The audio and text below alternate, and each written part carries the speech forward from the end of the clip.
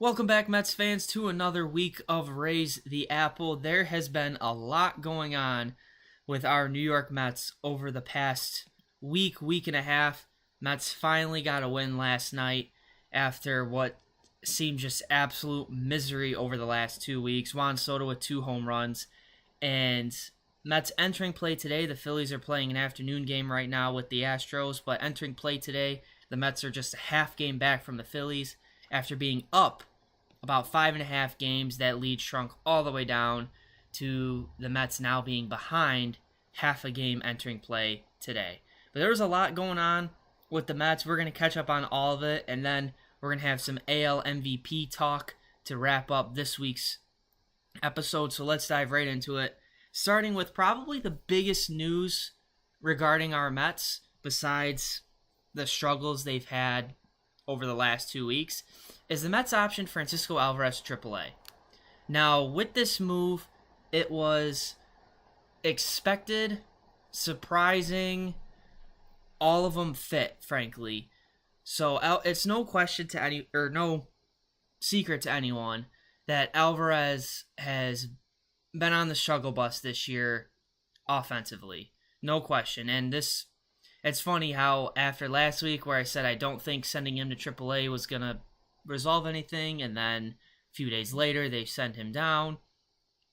It was expected, it was surprising, it was all those things. It was not something I thought the Mets would actually do. By no means is this the Mets giving up on Alvarez. I think it's just, hey, let's send him down to AAA where it's a lot less pressure, let him get regular at-bats, let him get his confidence back, work on some other little things, and then we can bring him back up and get rolling again.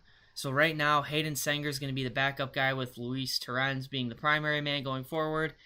And again, I've said it before that Alvarez is still so young. He's 23 now, and he's already been in the majors for 2.5 years.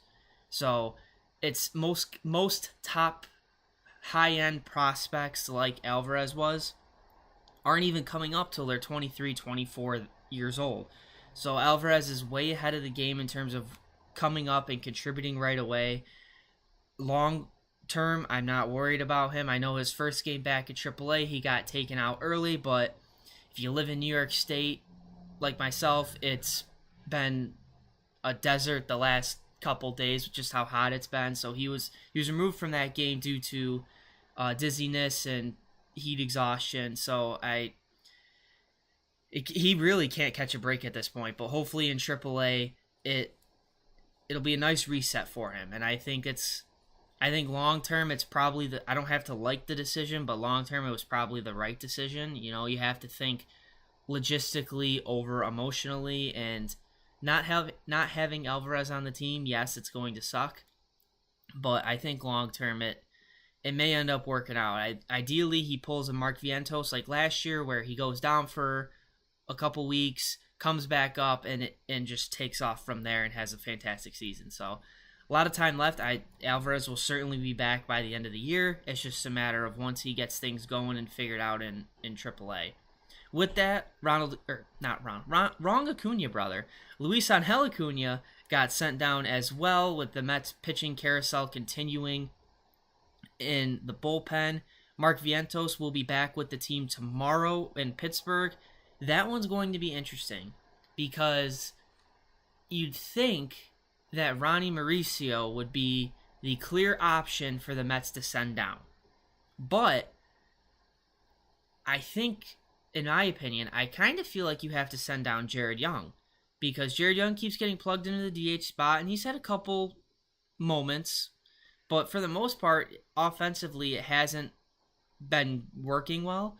So I wouldn't be surprised if Jared Young is the one that gets sent down, and maybe they put Mark Vientos at DH more and let Mauricio play the field, or they have Mauricio DH even with Marte, whatever the case is.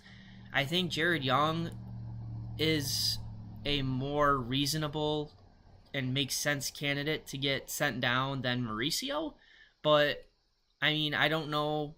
I mean, either or, it's got to be Mauricio or Jared Young. I just don't see any other outcome from that. But having him back in the lineup is going to be huge. he said to he was talking to the media today how this injury and his gave him time to reflect, and how he's kind of glad he struggled the first part of the year because it humbled him a little bit. And that's the kind of stuff that I love about Mark Vientos is he knows how good he is and how good he can be. And if there's anyone in this Mets organization that's literally hit rock bottom in terms of suckage and then comes back to be one of the top offensive players on that team, it's Mark Vientos. So that'll be a great boost to the lineup. A lineup that came around last night, finally got some hits with runners in scoring position. And then we also got an update on Sean Manaea. Sean Manaea got pushed back a couple days just as a precautionary reason.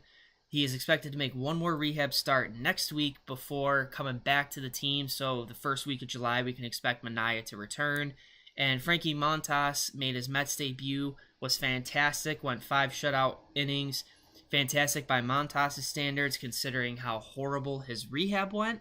So having him in the rotation is a huge help. Having Manaea come back will be a huge help, especially since we don't really know how long before Kodai Senga comes back. But that was a little boost to rotation. It sucked that the Mets bullpen wasted that start from him. But when you walk 9 batters, I know 3 of them, I believe, came from Montas. I know when you walk 9 batters, that's usually a recipe for disaster. But, I mean, it's good to get some reinforcements slowly starting to come back. So once Manaea comes back, and then Vientos comes back tomorrow, it's starting to round out a little bit more. I still stand by it. I think offensively, I know it's been inconsistent, but the Mets are fine. Maybe they address center field. That's kind of the question mark. I think Tyrone Taylor and Jeff McNeil have done fine out there, but I wouldn't be surprised if the Mets go get a more bona fide center fielder.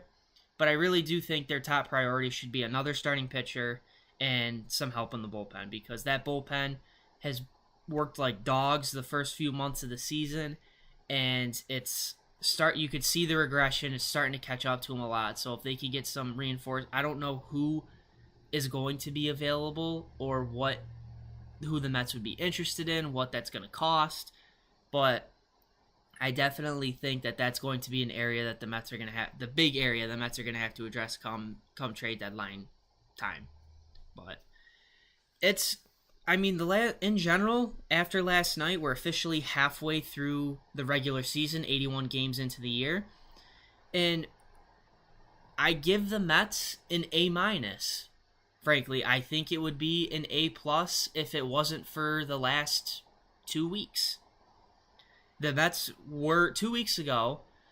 I'm just using 2 weeks as an arbitrary point. 2 weeks ago, the Mets had the best record in all of Major League Baseball, and I don't think you could ask for anything better, and that was with Juan Soto struggling out of the gate. Now Juan Soto's come to form. I know the Mets as a team have struggled, but it's kind of like the big question is, would you rather have Juan Soto struggle and the Mets keep winning like they were, or the Mets struggle and Juan Soto succeeding? It's kind of a double-edged sword. I mean, you can have both, but you could see that Soto's starting to get a lot more confidence back. You could see he's starting to get his swag back a little bit. And with the 2 home runs last night, him celebrating a little bit, I think the Mets are going to be fine. I know it was very frustrating the last 2 weeks to watch, and I think that's fair, but it's part of the ebbs and flows of the season. I mean, the Mets were up 5.5 games on the Phillies. The Phillies caught us, and then entering play today, the Phillies had gone, I think, in this Astros series, they hadn't scored a run. So until today. So it's kind of like, that's just part of a baseball season. That's the annoying part of this sport, is things can, in a week, standings can change so quickly, and then the next week they go right back to where they were. So I'm not worried long term about the Mets. I do see some flaws, but I mean, that's every team. I know the Tigers were the first team to 50 wins. The Dodgers reached 50 wins last night, but overall, the Mets are in a great spot. They're going to go back and forth. I've said it 50,000 times probably at this point. They are going to go back and forth all summer with the Phillies for first place. By September, I wouldn't be surprised if the Mets and Phillies exchanged first place probably 5 or 6 more times, just because That's how it is, and I still don't think Atlanta. I don't think Atlanta's in play for the division anymore, but I do think that Atlanta can make a serious run at the wild card spot. It's, of course, they get going when they play the Mets. The Braves are, the way their season has gone, they're kind of gonna get carried by Ronald Acuna a little bit. He's come back. He's been amazing. I think he's gonna carry them back into where they should be, but we're gonna have to wait and see on that. It's been, I know the last 2 weeks have been annoying, but for the most part this year, this has been an amazing season for the Mets. I mean, until the last 2 weeks, everything has gone the Mets' way, and that never happens. So the Mets are still almost a lock to make the postseason. And then as we saw in 2024, once the postseason hits, anything is possible in terms of teams can get hot, teams can just fall flat on their face. So it's going to be good the rest of the summer. We have an opportunity to see the Mets split with Atlanta and then go to Pittsburgh where they avoid Paul Skeens, but then come back home to face I keep mispronouncing his name, I'm not even going to try and say it. You know exactly who I'm talking about on the Brewers. He's his next start is slotted against the Mets, so that'll certainly be a fun one to watch. But let's talk about the AL MVP race to close out this week's episode. So, I proposed a question on TikTok, and I got ratioed hard. Mostly by Yankees fans, which I kind of expected.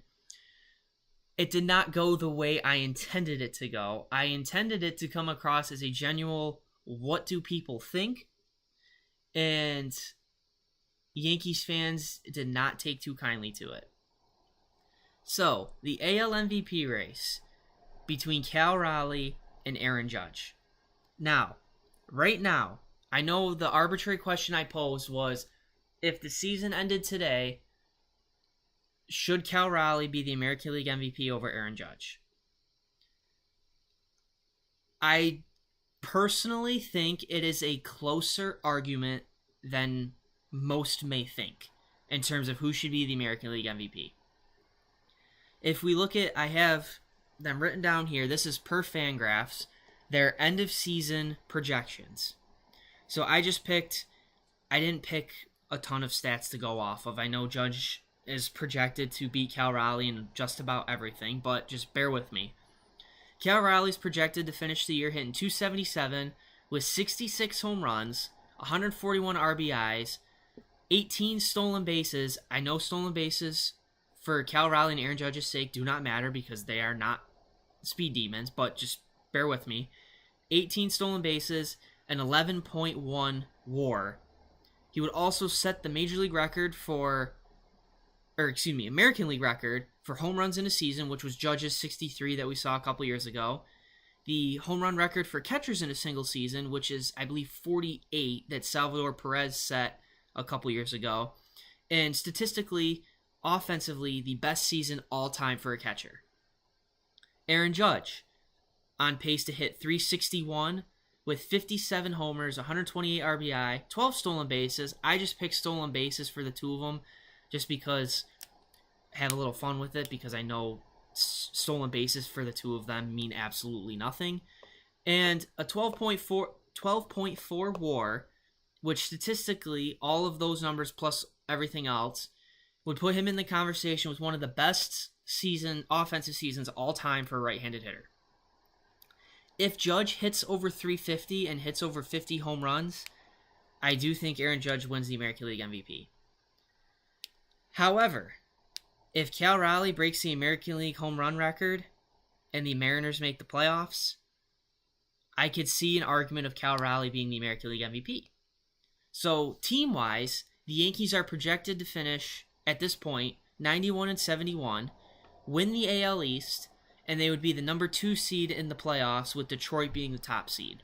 Seattle, at their current pace, is projected to finish 85-77 and finish in the second wildcard spot, with the Astros winning the division. the fun part of an MVP conversation is how do you determine value? In my opinion, Cal Raleigh is far more valuable to the Mariners than Aaron Judge is to the Yankees. Why do I say that? Because if you take Aaron Judge off of the Yankees, I still think the Yankees are talented enough to make the postseason. Are they winning the division? The way the Rays have been playing this year, and if the Orioles were playing to what they should be playing to, I don't know if they win the division, but I do still think they're a wild card team at worst. They're also the Yankees. Like, they're going to find a way to make the postseason. If you take Cal Raleigh off of the Mariners, as good as that starting rotation is, they need more help offensively. It's been no secret to anyone over the past few seasons that the Mariners need help offensively. If you take Cal Raleigh off of this Mariners team, the Mariners are not making the playoffs. I think it's pretty clear cut. So it's dependent on how you define that term value. Is Aaron Judge more valuable than Cal Raleigh? Or you can say the other way. Is Cal Raleigh more... I should say it the other way. Is Cal Raleigh more valuable than Aaron Judge? Right now, yes, I would agree. I think Aaron Judge is probably the AL MVP. However, the Cal Raleigh is certainly worthy of being in the conversation, I think. It's the same debate we had last year with Lindor versus Ohtani for the National League MVP. Ohtani went 50-50. When Ohtani went 50-50, that pretty much sealed the deal that he was going to be the National League MVP. But the argument that a lot of Mets fans had, including myself, were if you took Ohtani off the Dodgers are still a World Series contender. They probably make the World Series, if not win it. If you take Francisco Lindor off the Mets in 2024, do the Mets still make it to the NLCS? The Mets don't even make it to the playoffs without his home run in Atlanta and then in the ninth inning. And it's the same thing. The same general point I think can be made in this argument with Cal Raleigh and Aaron Judge.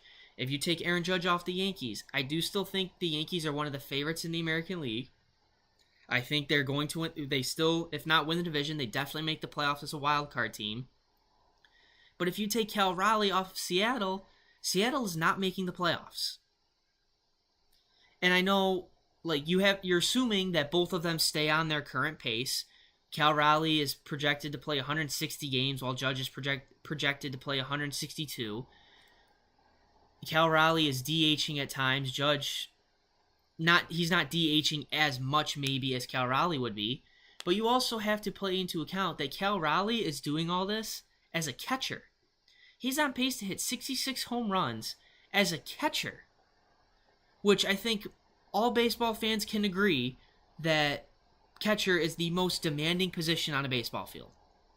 So you are playing the most difficult position on the field, and you are statistically one of the best players in the entire sport, and you rank second in the American League in most offensive stats.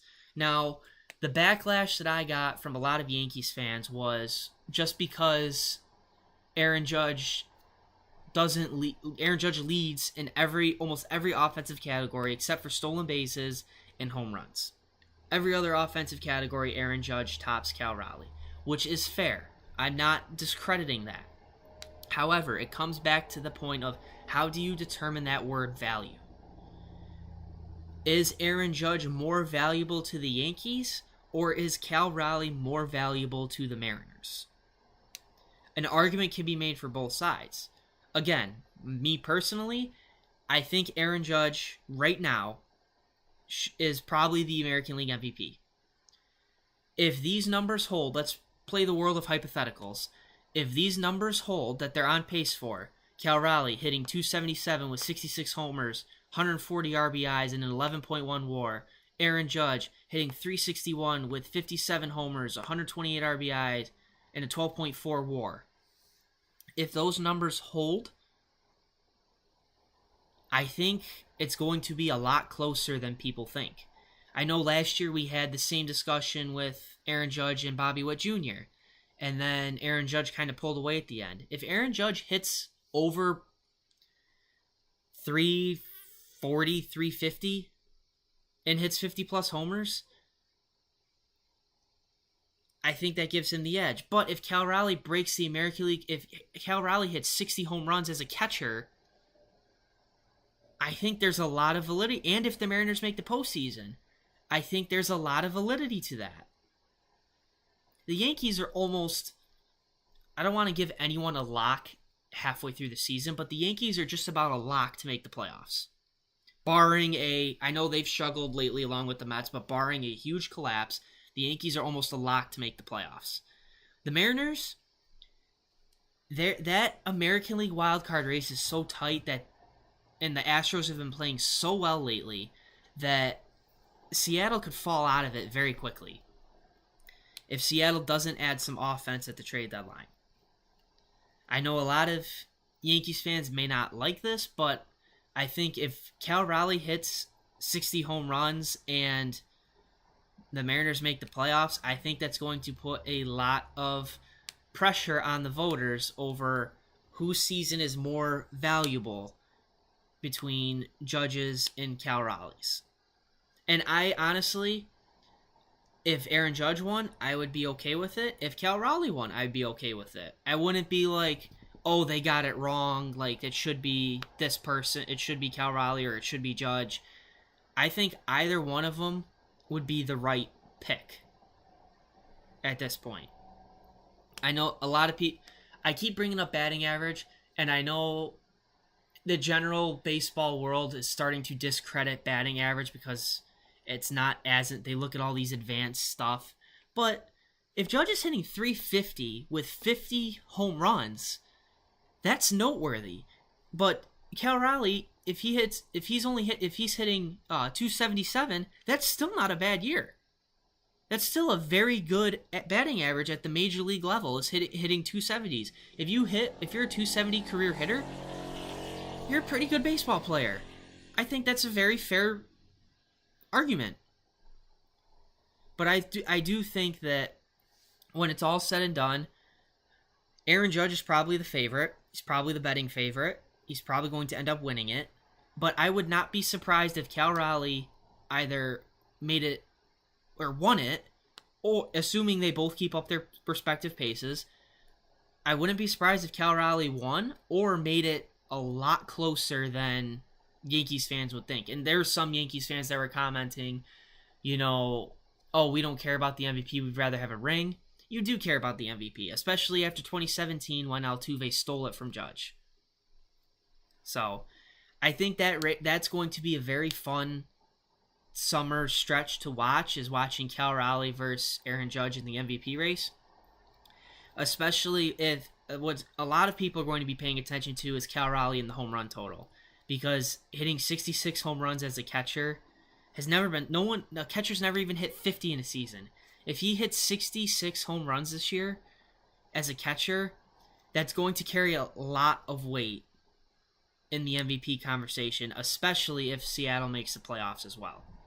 I just think I know Yankees fans are Yankees fans, and I'm sure if Cal Raleigh were in the National League and this was a conversation between him and Lindor, I'm sure I would be the same way. But I think this is going to be a much closer MVP race than a lot of people are going to realize. And I don't think it's crazy to think that that Cal Raleigh's at least warranted being in the discussion.